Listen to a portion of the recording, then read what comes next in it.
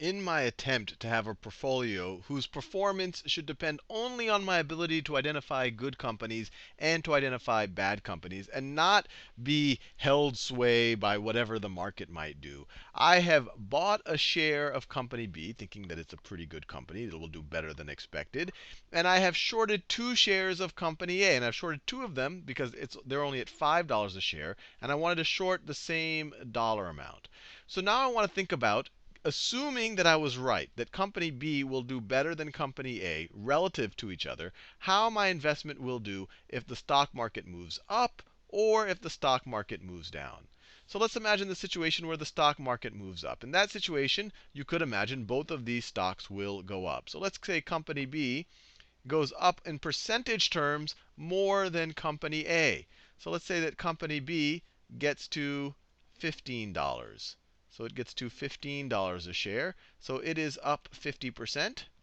And let's say that company A only goes up by 20%. So it goes to $6 a share. So company A only goes up by 20%, up 20%. So it is now up to $6 a share. So in that situation, what happened? I clearly make a lot of money on company B, on my long position, when the stock market goes up. $10 became $15. So I made $5 there.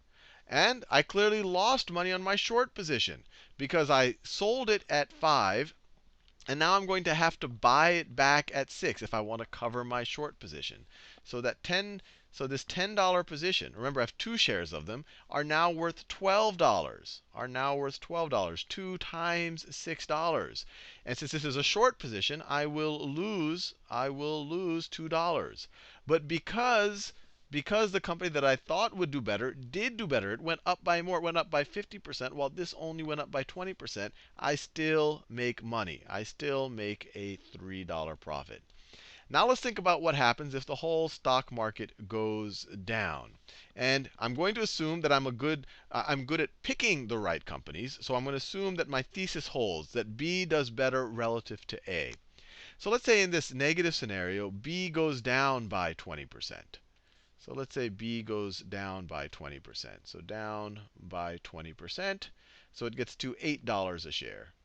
So it gets to $8 a share. So this is the market up. This is the market up scenario. Now let's imagine the market down scenario. Market down. So now my position in B goes from $10 to $8.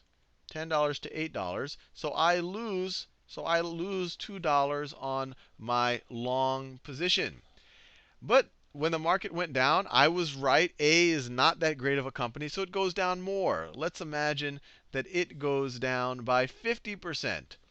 So A goes down by 50%, down by 50%, all the way to $2.50 per share. So it's now at $2.50 per share. So my position in A, the short position that was $10, it is now a $5 short position, 2 shares at $2.50 per share. So this is a short position. I sold a stock I borrowed and sold it at 10. Now I can buy it back at 5. I make $5 on the short position when the market goes down.